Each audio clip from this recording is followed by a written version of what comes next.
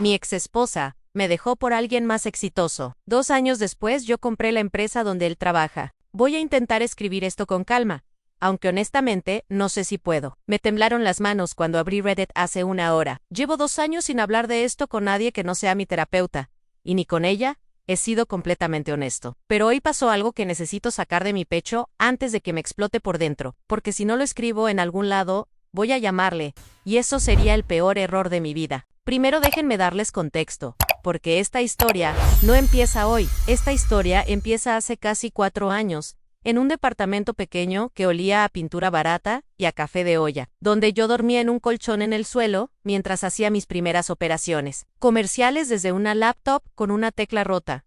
Esa era mi vida. Esa era también la vida de Mariana, mi entonces esposa, quien me había prometido frente a su familia, frente a la mía, frente a Dios si es que existe, que estaría conmigo en las buenas y en las malas. Guarden ese dato. Lo van a necesitar después. Me llamo Rodrigo, tengo 34 años. Nací en una familia de clase media en Monterrey. De esas familias donde el dinero nunca sobra pero tampoco falta del todo, donde el orgullo se come en la mesa junto con los frijoles, y donde te enseñan desde chico que el trabajo duro es la única herencia que vale la pena. Mi papá trabajó 30 años en la misma empresa metalmecánica. Mi mamá cosía uniformes escolares desde casa. Nunca fuimos ricos, pero éramos de los que pagaban sus deudas, de los que dormían con la conciencia tranquila. Eso fue lo que me formó. Eso es lo que soy. Conocí a Mariana cuando teníamos 24 años, en una boda de un amigo en común. Ella era de esas personas que iluminan un cuarto cuando entran, no porque sean perfectas, sino porque tienen una energía que te jala hacia ellas, sin que puedas explicar bien por qué. Nos empezamos a ver, luego nos hicimos novios, luego vivimos juntos, luego nos casamos. Todo siguió la lógica de lo que se supone que debe pasar. Lo que nadie te cuenta es que esa lógica a veces es solo inercia disfrazada de amor. Los primeros 2 años de matrimonio fueron lo que yo llamaría normalmente difíciles. Yo trabajaba como asesor comercial en una distribuidora de equipo industrial. Ganaba lo suficiente. No más que Mariana trabajaba en una agencia de publicidad. Ganaba algo similar. Vivíamos llantos, compartíamos gastos. Teníamos planes de comprar casa, de viajar, de tener hijos en algún momento. Éramos un matrimonio joven y funcional. O eso, creía yo, porque lo que yo no veía, lo que fui descubriendo con goteo lento y doloroso, es que Mariana tenía una forma muy específica de medir el valor de las personas. Y esa medida era el éxito visible. No el esfuerzo, no el carácter, no el éxito en los viajes que se pueden presumir en Instagram, el restaurante al que te invitan en primera fecha, el coche del año, la tarjeta de crédito que no tiembla. Yo era el tipo que comparaba precios en el supermercado, que guardaba los recibos, que leía libros de negocios en la madrugada, porque era lo único que podía costearme de educación continua. Cuando cumplimos 3 años de casados, yo tomé la decisión que lo cambió todo. An dejar mi trabajo estable para intentar armar mi propio negocio de logística y distribución. Era un riesgo calculado, tenía un plan. Tenía contactos, tenía la determinación de alguien que ha visto a su padre trabajar 30 años para alguien más, y ha jurado que eso no le va a pasar a él. A él le expliqué el plan a Mariana. Le mostré los números, le pedí que confiara en mí 1 año. Solo 1 año, mientras el negocio arrancaba. Lo que recibí a cambio fue una versión educada, pero sin disimulo de esto. Me parece una locura. No lo dijo con crueldad, lo dijo con esa frialdad clínica de quien ya tomó una decisión interna, pero todavía no te la ha comunicado formalmente. Yo lo sentí en ese momento, pero me negué a verlo. Me dije que era miedo normal, que ella también estaba aprendiendo a soltar el control, que lo nuestro era sólido. Los siguientes 8 meses fueron los más duros de mi vida. Duermo mal cuando estoy bajo presión. Cuando estoy bajo presión, y además tengo hambre, soy literalmente la versión más difícil de mí mismo. Hubo semanas donde lo único que comía con regularidad era lo que quedaba en la alacena, porque cada peso estaba siendo reinvertido. Mariana seguía trabajando, seguía aportando a los gastos básicos, pero había algo en su actitud que empezó a cambiar de manera que yo no sabía cómo nombrar, pero que sentía en la piel. Llegaba tarde, salía más con amigas, respondía mis mensajes con monosílabos. Me miraba como se mira un proyecto que no está dando los resultados esperados. Un martes de octubre, sin previo aviso, sin pelea, sin drama, Mariana llegó a casa con 2 maletas medianas ya empacadas. Se sentó en la sala. Me miró con una expresión que no era tristeza ni culpa. Era algo peor. Era alivio. Y me dijo, con una voz completamente serena, que todavía escucho cuando el cuarto está en silencio, que ella necesitaba estar con alguien que tuviera ambición real, que no podía seguir esperando que yo despegara, que la vida se le estaba pasando. Hugh me quería, pero no de esa manera. Yo me quedé sentado frente a ella, sin poder articular una sola palabra. No lloré. No grité. Me quedé paralizado de una forma que solo puedo describir, como cuando el cuerpo entra en modo de emergencia, y el cerebro decide que procesar esto en tiempo real es demasiado costoso. Le pregunté si había alguien más, me dijo que no, que esto era sobre ella y sobre lo que necesitaba. Le creí en eso, también, fue un error. Se fue esa noche, se llevó sus cosas, me dejó las llaves sobre la barra de la cocina, con esa pulcritud de quien no quiere dejar cabos sueltos, y cerró la puerta con el tipo de suavidad que duele más que un portazo.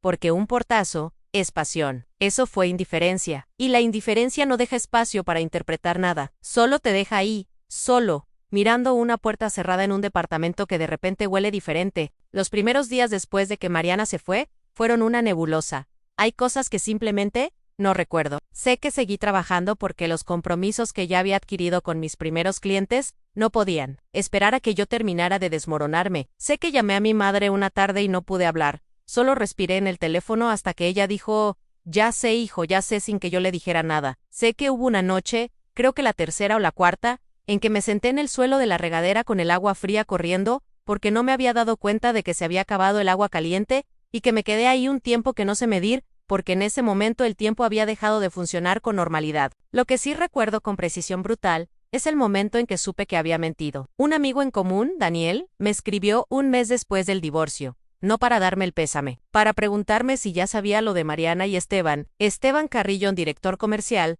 de una firma de consultoría empresarial, traje caro, LinkedIn impecable, fotos en aeropuertos de ciudades que yo apenas conocía por nombre, llevaban meses. Los había visto juntos en un restaurante en San Pedro, hacía casi 2 meses, mucho antes de que ella llegara con las maletas, así que no era sobre ella, era sobre Elan, sobre lo que él representaba, sobre el tipo de vida que yo no le podía dar todavía. Todavía en esa palabra es importante, pero en ese momento yo no podía verla así. En ese momento lo único que podía ver era que la persona con quien había compartido cama, miedos, planes, deudas y 3 años de mi vida, me había traicionado. Me había mentido en mi cara con esa voz tranquila, y encima se había ido con alguien que era básicamente la versión de lo que ella quería que yo fuera. ¿Saben qué es lo más raro? Que eso fue lo que me salvó. Esa rabia, esa humillación tan específica y tan afilada, porque en ese instante dejé de estar deprimido y empecé a estar furioso. Y la furia, a diferencia de la tristeza, tiene dirección, tiene energía, tiene combustible. Cerré el expediente emocional de Mariana con llave esa noche, no de manera sana, no voy a romantizar eso. Lo cerré de manera funcional, decidí que el mejor uso que podía darle a ese dolor era convertirlo en trabajo. Decidí que iba a construir algo tan grande, que el día que se enterara iba a necesitar sentarse. No lo hice pensando en ella, o al menos eso me dije. Lo hice porque era la única dirección que tenía sentido en ese momento, y porque si me quedaba quieto con ese peso en el pecho, iba a ahogarme. Los siguientes 6 meses fueron los más productivos de mi vida. Dormía 5 horas a veces 4. Tenía 3 clientes regulares, luego 6, luego 12. Empecé a subcontratar, empecé a formalizar. Abrí una cuenta empresarial, registré la empresa correctamente, empecé a aprender de contabilidad, de derecho mercantil, de negociación, de todo lo que no había tenido tiempo ni dinero para aprender antes. Fui a 3 cursos que pagué con dinero que no tenía todavía del todo, porque entendí que invertir en conocimiento era la única deuda que valía la pena contraer. A los 10 meses del divorcio ya tenía un equipo pequeño. A los 14 meses ya tenía una oficina real, aunque era básicamente un cuarto con escritorios y una cafetera que hacía un ruido de motor de avión. A los 16 meses firmé mi primer contrato corporativo de verdad, con una empresa de manufactura de Apodaca, que necesitaba reestructurar su cadena de suministro. Fue el contrato más grande que había visto en mi vida hasta ese punto. Y cuando lo firmé, fui al baño de la oficina, cerré la puerta, y me quedé 3 minutos apoyado en la pared, con los ojos cerrados, porque necesitaba sentirlo sin que nadie me viera. No le conté a nadie del divorcio más de lo necesario. A mis papás les dije la verdad básica. A mis amigos les dije que habíamos tomado caminos distintos. No me permitía hablar de ello porque cada vez que lo hacía se me iba energía que necesitaba en otra parte. Borré a Mariana de todas mis redes. Bloqueé a Esteban sin haberlo seguido jamás. y me concentré con una ferocidad que en retrospectiva era claramente poco saludable, pero que en el momento se sentía como la única forma de sobrevivir. Quiero ser honesto sobre algo antes de seguir a no. Soy un héroe de esta historia. No soy el protagonista perfecto que lo hace todo bien, y luego recibe su recompensa, merecida de parte del universo. Soy un tipo que tomó un golpe brutal y reaccionó de la única manera que supo, trabajando hasta que el dolor se convirtiera en otra cosa. ¿Fue saludable? No del todo. ¿Me funcionó? Sí. ¿A qué costo? Eso todavía lo estoy descubriendo. Durante el segundo año después del divorcio, mi empresa creció a un ritmo que yo no había proyectado, ni en mi escenario optimista. No voy a entrar en detalles específicos, porque no quiero que esto sea rastreable. Pero básicamente pasé de tener una empresa pequeña de logística a convertirme en el operador de distribución, preferente para 4 empresas medianas del sector industrial en el noreste del país. Mis márgenes mejoraron. Contraté gente de verdad, con prestaciones, con contratos decentes. Alquilé una bodega, compradus, empecé a tener conversaciones con inversionistas. Y fue en esas conversaciones, específicamente en una con un grupo de inversión privada de Monterrey, al que mi contador me había conectado, donde empezó la segunda parte de esta historia. El grupo estaba interesado en adquirir una empresa de consultoría empresarial mediana que llevaba 2 años con problemas de liquidez y mala gestión interna. Querían a alguien que conociera el sector, que tuviera operaciones reales, que pudiera ser el socio estratégico que le diera oxígeno y dirección a esa empresa. Me lo plantearon como una oportunidad de entrar como socio mayoritario a cambio de una inyección de capital y la reestructuración de sus operaciones comerciales. Yo hice la debida diligencia, revisé los números, que eran desastrosos pero recuperables. Revisé al equipo, que tenía talento pero desorganización. Revise la cartera de clientes, que era interesante en Greg. Y revisé la nómina. Y ahí fue donde el universo, con su sentido del humor absolutamente peculiar, decidió presentarse. En la nómina de la empresa, en el área comercial, figuraba un nombre que me detuve a leer 2 veces en Esteban Carrillo, director comercial en el mismo título impecable de LinkedIn. El mismo hombre. Me quedé mirando ese nombre en el Excel, durante lo que probablemente fueron 30 segundos, pero que se sintieron como un tiempo mucho más largo, y sentí algo que no sé si llamar satisfacción o vértigo, o las dos cosas al mismo tiempo, porque de repente entendí que la vida tiene un sentido del drama que ningún guionista podría inventarse. No busqué esto. Quiero que eso quede absolutamente claro. No investigué a Esteban. No rastreé a Mariana. No construí mi empresa con la intención de llegar hasta él. Simplemente hice mi trabajo. Tomé las oportunidades que se presentaron. Y el universo decidió que el camino natural de esas decisiones me llevaría exactamente a este punto. Lo que hice fue tomar la decisión de seguir adelante con la adquisición. No porque él estuviera ahí, sino porque los números tenían sentido, y porque era el momento correcto para expandirme hacia servicios. Que él estuviera en la nómina era un detalle que decidí no mencionar a nadie, que decidí guardar en silencio, con una serenidad que me sorprendió a mí mismo. Contraté a mis abogados. Iniciamos el proceso de compra. Hay una cantidad absurda de papeleo, de revisiones legales, de negociaciones de cláusulas que duermen a cualquier persona normal, pero que yo leía con una atención que nunca había tenido antes. Tardamos casi 3 meses en llegar a la firma final. La firma estaba programada para un jueves por la mañana, en las oficinas del notario, en el piso 14 de una torre en el centro de Monterrey. Me puse el traje que había comprado para ese tipo de ocasiones. Ese que todavía me incomoda un poco porque no soy un tipo de trajes, pero que uso, porque hay momentos en que el símbolo importa. Llegué puntual. Saludé a los abogados. Me senté a la mesa, firmé donde me indicaron en cada página. Cut a section, con la pluma que me regalé a mí mismo, el día que cerré mi primer gran contrato. Y mientras firmaba, mi teléfono vibró. Era un número que no tenía guardado, pero que reconocí de inmediato. Porque hay números que el cerebro no borra. Aunque tú le digas que sí, es como cuando intentas no pensar en algo. El solo hecho de intentarlo, lo convoca. Era Mariana. El mensaje decía: hola Rodrigo. Sé que no tengo ningún derecho a escribirte. He pensado mucho antes de hacerlo. ¿Podríamos hablar? Firmé la última página. Le di la mano al representante del grupo inversor. La di la mano al notario. Tomé mi copia del contrato.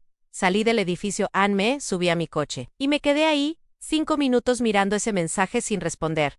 No respondí. No ese día, no al día siguiente. No a la semana siguiente. Guardé el teléfono, encendí el coche, y fui a celebrar con mi equipo con una comida que pagué yo, donde pedí el vino más caro de la carta, no porque me importara impresionar a alguien, sino porque me lo había ganado. y porque en ese momento sentí, por primera vez en 2 años, que el dolor había servido para algo más que solo sobrevivir. Ahora necesito contarles lo que pasó antes de ese mensaje, lo que pasó durante esos 2 años que yo estaba construyendo y que ella estaba aparentemente viviendo su vida de manera completamente separada de la mía. Me enteré de algunas cosas por vías indirectas que no voy a detallar demasiado, porque tampoco quiero que esto parezca que estuve obsesionado con espiarla, porque no lo estuve. Simplemente vivimos en una ciudad del tamaño suficiente para que las historias viajen solas. Lo que supe es que Mariana y Esteban habían formalizado su relación bastante rápido después de que ella se fue, que habían viajado juntos, que él ganaba bien, que tenía un departamento en zona de alta plusvalía, que tenían la vida que ella había visualizado. Lo que también supe, mucho más tarde, es que la empresa donde Esteban trabajaba llevaba meses con problemas internos que él no había podido resolver, que su posición había bajado de director estrella a director cuestionado, que los socios originales de esa empresa estaban perdiendo paciencia, subtembín, porque hay cosas que llegan aunque no las busques, que Mariana y Esteban habían tenido conflictos serios en los últimos meses, que la imagen brillante que ella había perseguido se estaba revelando más complicada de lo que parecía desde afuera, que el hombre del traje impecable tenía deudas propias, presiones propias, un temperamento que no era tan suave en privado como en público. No me alegré de eso, o quizás sí un poco, y eso no me hace orgulloso, pero lo digo porque estoy tratando de ser honesto aquí, y la honestidad no siempre es bonita. Lo que sí me alegró, y con eso sí puedo vivir, es que durante todo ese tiempo, yo me había dedicado a construirme solo, sin depender de nadie, sin pedirle nada a ninguna familia política, sin herencias, sin palancas que no fueran las que yo mismo había fabricado. Mi empresa era mía, mis clientes confiaban en mí, mi equipo me respetaba, y eso no me lo había dado el universo en mí. Lo había costado 2 años de no dormir bien, de comer lo que hubiera, de leer contratos hasta las 2 de la mañana, de tomar decisiones difíciles sin nadie al lado para decirme que todo iba a estar bien. Cuando llegó el mensaje de Mariana, ese jueves de firma, yo era el nuevo dueño mayoritario de la empresa, donde trabajaba el hombre por quien me había dejado. No lo supe en el momento en que tomé la decisión de adquirir esa empresa. Lo supe antes de firmar, porque lo vi en la nómina y decidí seguir adelante de todas formas, pero no tomé la decisión de adquirir la empresa por eso. ¿Entienden la diferencia? Porque esa diferencia es importante para mí, a no construir nada en función de ella. Simplemente resultó que los caminos llegaban al mismo punto, y yo estaba en el lugar correcto en el momento correcto, porque había trabajado para estarlo. Lo que decidí hacer en ese punto fue absolutamente nada. No llamarla, no responderle, no revelarle lo que acababa de firmar. Simplemente guardar silencio y dejar que el tiempo hiciera lo que el tiempo hace cuando nadie interfiere en revelar la verdad sola. Quiero hablar ahora de algo que creo que es importante para entender esta historia completa en mi familia, porque mientras todo esto pasaba, había otra capa de complejidad que yo estaba cargando en paralelo y que tiene que ver con cosas que me duelen de una manera diferente a cómo me dolió Mariana, que es decir que me duelen más profundamente porque vienen de lugares que se supone son seguros. Mi hermana mayor, Claudia, nunca fue mi aliada en el tema de Mariana. Claudia tiene 4 años más que yo, vive en Guadalajara, y tiene la certeza emocional de quien ha decidido que su versión de las cosas es la correcta, y que cualquier perspectiva diferente es simplemente un error de percepción de la otra persona. Cuando Mariana y yo nos separamos, Claudia me llamó para darme el pésame, pero también para decirme, con esa gentileza con filo que ella tiene muy desarrollada, que quizás Mariana tenía algo de razón en sus preocupaciones sobre mi ambición y mis proyectos, que quizás yo debería haber sido más estable, que a veces las parejas se van porque reciben señales reales de que el barco se hunde. Me quedé en silencio en esa llamada también. Al parecer el silencio es mi respuesta preferida ante la crueldad disfrazada de consejo. Claudia siempre había tenido una relación un poco extraña con Mariana. Se llevaban bien, demasiado bien quizás, con esa complicidad de personas que comparten una manera de ver el mundo que excluye a otros, sin decirlo directamente. Cuando Mariana se fue, Claudia claramente tomó partido, aunque nunca lo dijo con esas palabras. Lo dijo de otras maneras, invitando a Mariana a una reunión familiar sin decirme, mencionando casualmente cosas que claramente había sabido de ella después de la separación, omitiendo contarme cosas que yo habría querido saber. Eso abrió entre Claudia y yo una distancia que todavía existe y que quizás nunca se cierre del todo. Y eso tiene un peso específico porque mis papás, que nunca tomaron partido abiertamente, sintieron esa fractura y sufrieron con ella de manera silenciosa. Mi mamá me llamaba con más frecuencia durante esos 2 años, No siempre teníamos mucho que decir, Ann, pero llamaba. Y yo entendí en esas llamadas silenciosas que hay formas de decir estoy aquí que no usan palabras. Mi papá me visitó una vez, a los 6 meses de la separación, sin avisar, en mi oficina nueva que era ese cuarto con escritorios y la cafetera ruidosa. Llegó con una bolsa de plástico con 2 tacos de canasta y un refresco. Se sentó en la única silla disponible que no era la mía, y me preguntó cómo iba todo. Le conté de verdad, con números, con proyecciones, con los problemas que estaba enfrentando.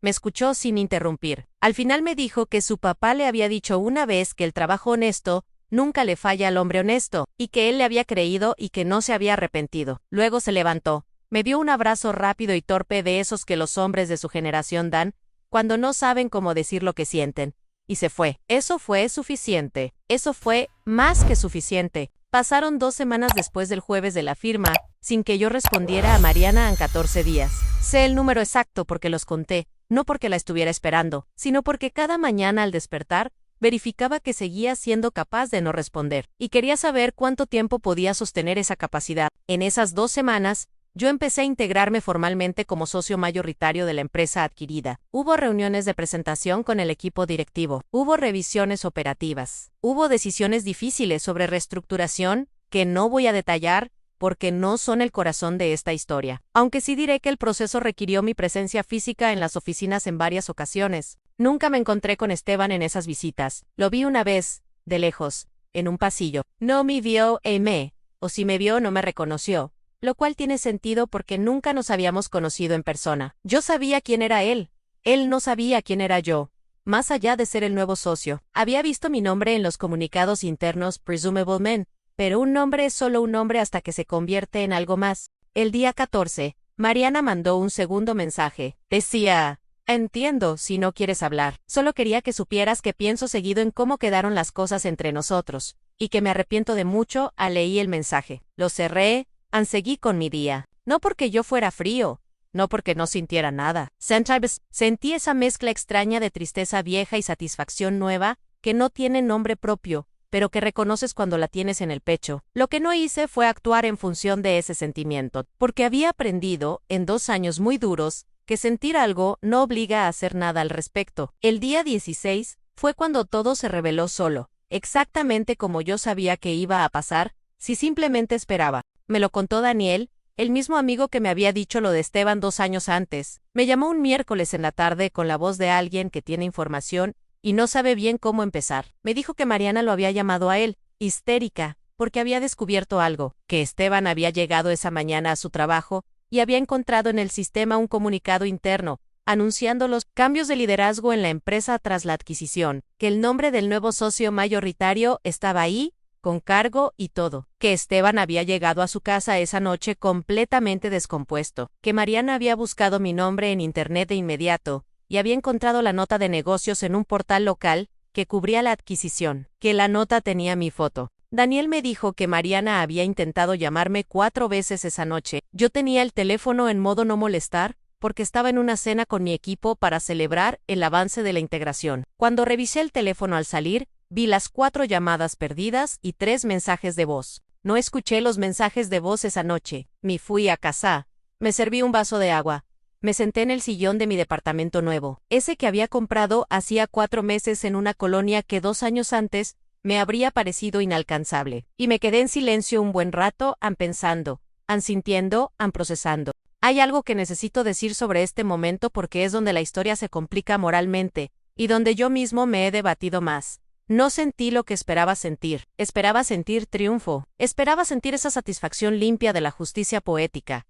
Y si sentí algo parecido, no lo voy a negar. Pero también sentí otra cosa que no esperaba: un cansancio profundo y antiguo de cargar este peso, incluso en sus formas más suaves, incluso en sus formas que técnicamente son victorias. Porque el problema con vivir para un momento de reivindicación es que cuando ese momento llega, te das cuenta de que no cambia nada de lo que pasó antes.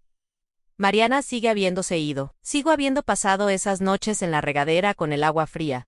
Sigo habiendo comido lo que hubiera en la alacena. Sigo habiendo firmado papeles del divorcio en un martes ordinario que todavía me pesa cuando me permito pensarlo. El universo me había dado su versión cinematográfica de la justicia, y yo estaba ahí sentado en mi sillón sintiéndome en humano nada, más solo muy humano y muy cansado. Al día siguiente, escuché los mensajes de voz. El primero era ella intentando hablar con calma. Decía que necesitaba hablar conmigo, que había descubierto algo, y que quería que yo supiera que no lo había sabido, que no había sido un plan, que necesitaba que entendiéramos qué había pasado. El segundo era con la voz un poco más rota. Decía que si yo había sabido desde el principio lo de Esteban y la empresa, que si había hecho todo esto a propósito, que necesitaba saberlo, porque no podía procesar lo que estaba sintiendo. El tercero era más difícil de escuchar. Era ella llorando, no de la manera controlada del primer mensaje, sino de esa manera que reconoces como real, porque no tiene forma, no tiene argumento, solo tiene sonido. Decía que había cometido un error enorme, y que lo sabía, y que no esperaba nada de mí, pero que necesitaba decírselo a alguien. Me quedé con el teléfono en la mano después de escuchar los 3 mensajes, y tomé la decisión de no responder a ninguno. No esa vez tampoco. Quiero explicar por qué, porque sé que hay personas leyendo esto que van a pensar que eso fue cruel, y quizás lo fue, y quizás no estoy completamente en paz con esa decisión. Pero quiero explicar la lógica interna que tenía en ese momento. No tenía nada que decirle que fuera verdad, y que al mismo tiempo fuera útil para ninguno de los dos. Si le decía, no lo sabía, estaría mintiendo. Si le decía, si lo sabía desde que vi la nómina, tendría que explicar que decidí seguir adelante de todas formas sin decirle nada, y esa conversación no llevaría a ningún lugar bueno. Si le decía lo siento, estaría mintiendo también. Si no le decía nada, estaría siendo honesto por omisión, que es una forma de honestidad que no me gusta, pero que a veces es la única disponible. Así que no dije nada a Ann, y no he dicho nada hasta ahora. Ahora quiero hablar de Esteban, porque él es el personaje de esta historia que más me genera ambivalencia, y eso me parece importante explorarlo aquí, en este espacio donde supuestamente estoy siendo completamente honesto. Esteban Carrillo no me hizo nada directamente, él no me mintió en mi cara.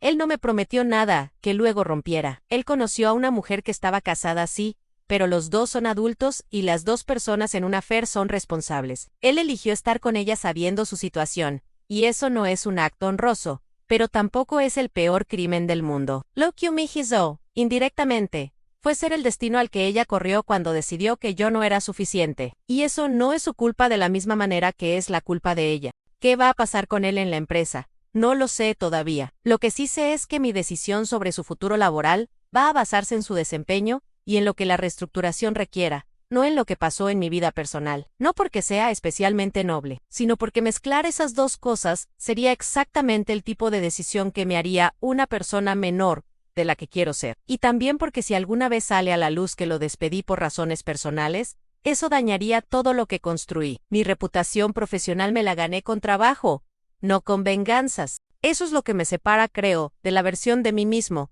que existía 2 años atrás. En ese entonces, habría querido hundir a Esteban con todo lo que tuviera. Hoy lo que quiero es que mi empresa funcione bien, que mi equipo esté bien, y que yo pueda ir a dormir sin que ningún rincón de mi conciencia me moleste de noche. Hay algo que nadie me había advertido sobre el éxito, y es que te cambia la perspectiva sobre la venganza. Cuando no tienes nada, la venganza se ve como justicia. Cuando tienes algo que perder, la venganza se ve como un riesgo estúpido, y cuando tienes suficiente, la mejor venganza se convierte simplemente en vivir bien. No porque lo hayas decidido filosóficamente, sino porque te das cuenta de que el esfuerzo de hundirle la vida a alguien más es energía que prefieres invertir en otra parte. Pero esto no quiere decir que no haya habido un momento de satisfacción silenciosa. Lo hubo, no lo voy a negar. Cuando cerré la aplicación de mensajería esa noche, después de escuchar los 3 mensajes de voz, hubo un segundo, solo un segundo, en que pensé en ese martes de octubre, en que ella cerró la puerta con suavidad, y sentí que de alguna manera la balanza del universo había encontrado su equilibrio. No la balanza del dolor,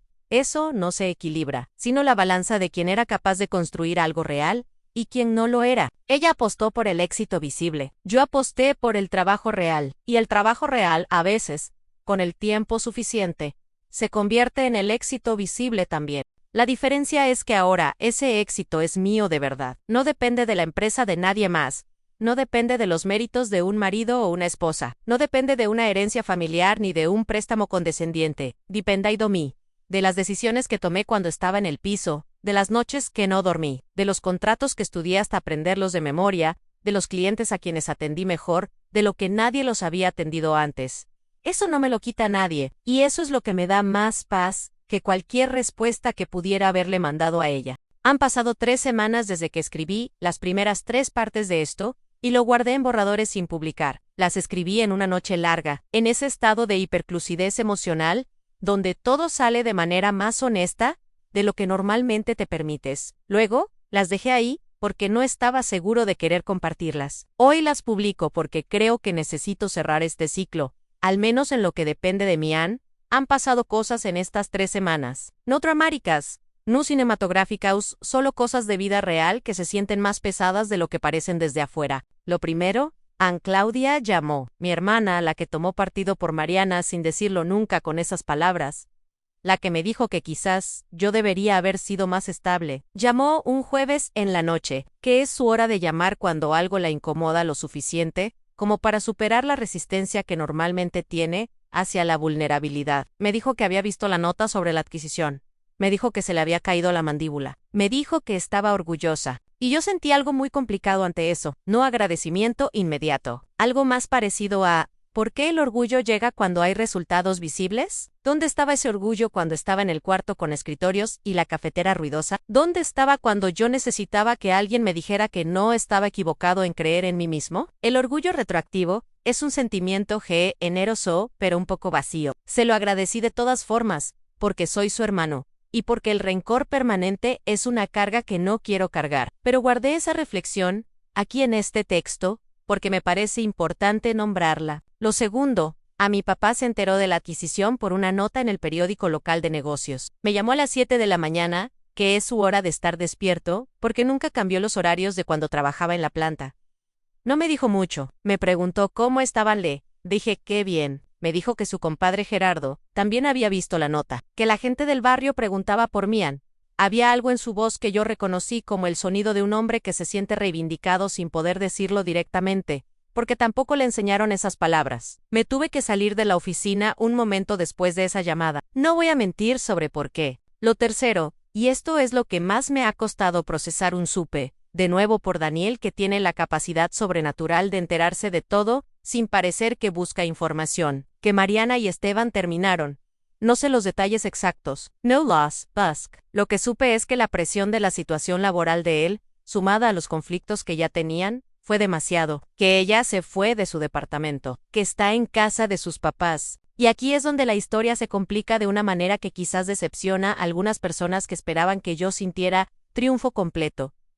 No siento triunfo. Siento algo más parecido a tristeza tardía. Porque Mariana, independientemente de todo lo que hizo, es una persona. Es alguien a quien quise de verdad durante años. Y verla, aunque sea a través de información de terceros, en una posición de fracaso y vuelta al punto de partida, no me alegra. Me remueve cosas viejas que creía haber archivado. ¿Cometió errores graves? Sí. ¿Me traicionó? Sí. ¿Me mintió en mi cara con esa voz tranquila en la sala de nuestro departamento? Sí.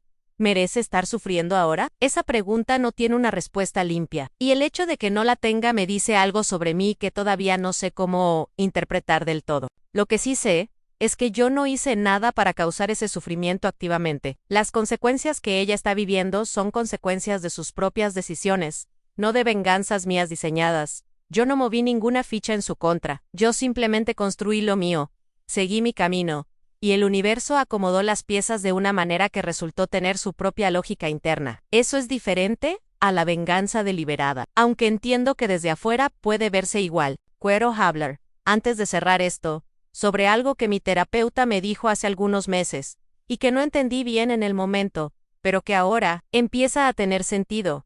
El problema con construir algo para demostrarle algo a alguien que ya no está, es que cuando lo logras, tienes que decidir qué haces con eso que construiste ahora que la audiencia ya no importa. Eso me quedó resonando.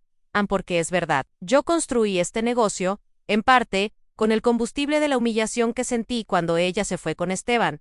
Eso no es un secreto. Esa rabia fue real, y fue combustible real. Pero en algún punto del proceso, sin que pudiera decirte exactamente cuándo, el combustible cambió. La rabia se convirtió en algo diferente, en un amor propio que no había tenido antes, en una relación con mi trabajo, que no dependía de demostrarle nada a nadie, en una satisfacción que existía antes de que Mariana mandara su primer mensaje y que habría existido aunque nunca lo hubiera mandado. Eso es lo que más me sorprende de todo esto, que el resultado más importante de estos 2 años no es la empresa, no es la adquisición, No es el departamento nuevo, ni el sueldo, ni ninguna de las cosas externas. El resultado más importante es que soy alguien completamente diferente al que era ese martes de octubre, cuando ella cerró la puerta. Y esa persona diferente no necesita que Mariana lo sepa, no necesita que Esteban lo sepa, no necesita que Claudia lo reconozca, o que el mundo valide nada. Lo sé yo, Ann, y eso es suficiente. Hay cosas pendientes que no sé cómo van a resolverse. Lo de Esteban en la empresa está siendo manejado con profesionalismo, y en las próximas semanas habrá decisiones de reestructuración que afectarán a varios puestos, según el análisis del equipo de Rich y los asesores. No voy a interferir en esas decisiones en función de lo personal. Lo que resulte, resultará. Lo de Claudia y yo está en ese punto incómodo, donde dos personas saben que hay una grieta, pero ninguna sabe exactamente cómo repararla, sin que parezca que está reconociendo algo que no quiere reconocer. Eso va a llevar tiempo, quizás mucho. Quizás siempre va a quedar algo ahí. Los rencores familiares son los más difíciles de soltar porque los familiares son las personas que más daño pueden hacerte precisamente porque les diste acceso a las partes vulnerables de ti. Lo de mis papás, está bien, mejor que vienen. Eso no necesita arreglo, eso solo necesita cuidado. ¿Qué es lo que pienso darle? Y lo de Mariana. Mariana tiene 3 mensajes sin respuesta y 3 mensajes de voz que yo escuché y guardé en silencio. Nunca voy a responderlos. No porque quiera hacerle daño, sino porque no tengo nada que decirle que sea verdad y constructivo al mismo tiempo. Porque el capítulo que ella representa en mi vida ya cerró, y reabrirlo, aunque sea solo para decir, recibí tus mensajes, sería deshacer un nudo que me tomó 2 años de trabajo brutal, aprender a sostener atado. El silencio, en este caso, no es crueldad. Es la única forma de cuidado honesto que puedo ofrecerle desde donde estoy. El cuidado de no darle esperanzas que no existen, de no reabrir algo que para mí ya está terminado, de permitirle seguir su proceso sin convertirme en un personaje activo de Elan. Hay un último detalle que quiero contar, y es quizás el más pequeño y al mismo tiempo el que más me ha movido en estos días. La semana pasada, un miércoles en la tarde, fui a visitar a mis papás. Comimos llantos, cosa que no había hecho en varios meses por los ritmos del trabajo. Mi mamá hizo arroz con leche de postre, que es lo que hace cuando quiere que una comida se sienta como celebración sin hacer ruido al respecto. Mi papá estuvo callado la mayor parte de la tarde, como siempre. Pero cuando me levanté para irme, en la puerta, me puso una mano en el hombro, me miró con esos ojos que parecen siempre estar calculando algo aunque no lo estén, y me dijo, «An, tu abuelo hubiera estado muy orgulloso». Mi abuelo, el papá de mi papá, murió cuando yo tenía 15 años. Era un hombre que construyó su pequeño negocio de carpintería desde absolutamente nada, en una época donde eso era todavía más difícil que ahora. Era el tipo de persona que no hablaba de lo que sentía, pero que lo demostraba en cómo trataba a su gente. Murió con sus deudas pagadas y su nombre limpio, que según él, era lo único que un hombre podía de verdad legar. Yo me quedé en esa puerta con la mano de mi papá en el hombro, y sentí algo que no sé si llamar llanto o alivio, o las dos cosas juntas, ese tipo de emoción que sube por el esternón antes de que el cerebro le dé nombre. No lloré, Jamé, quedé quieto un momento. Le dije que gracias a mí fui al coche, y en el camino de regreso a mi departamento, en el silencio de la autopista con las luces de la ciudad parpadeando en la distancia, sentí por primera vez en mucho tiempo que estaba exactamente donde debía estar. No porque haya ganado nada, no porque Mariana haya perdido algo, no porque Esteban esté en una posición complicada, sino porque hice lo que dije que iba a hacer. Construí algo de verdad, me mantuve en pie, cuando habría sido más fácil no estarlo. Le cumplí a mi equipo, a mis clientes, a mis papás, y sobre todo, me le cumplí a mí mismo. Eso es lo único que puedo controlar. Eso es lo único que al final del día, cuando se apagan las luces y el teléfono está en silencio, importa de verdad. Si están leyendo esto y están en su propio martes de octubre, en su propia sala frente a maletas que alguien ya empacó, escúchenme, en el dolor que sienten ahora es combustible. No tienen que romantizarlo, no tienen que agradecérselo a nadie, pero tampoco lo desperdicien en amargura. Úsenlo, duerman mal si tienen que dormir mal. Coman lo que haya si eso es lo que hay. Lean lo que no pueden pagar todavía que les enseñen. Y confíen en que si se mantienen en pie y siguen construyendo, el universo tiene una manera particular de acomodar las cosas que ningún plan habría podido diseñar mejor. No porque sea justo, no siempre lo es, sino porque el trabajo honesto acumula de maneras que no siempre son visibles hasta que de repente son imposibles de ignorar. Eso es todo. No tengo un final redondo, La vida no los tiene. Tengo un miércoles de arroz con leche, y la mano de mi papá en el hombro, y un departamento que huele a café, y a decisiones propias. Y esta noche, por primera vez en mucho tiempo, creo que voy a dormir bien.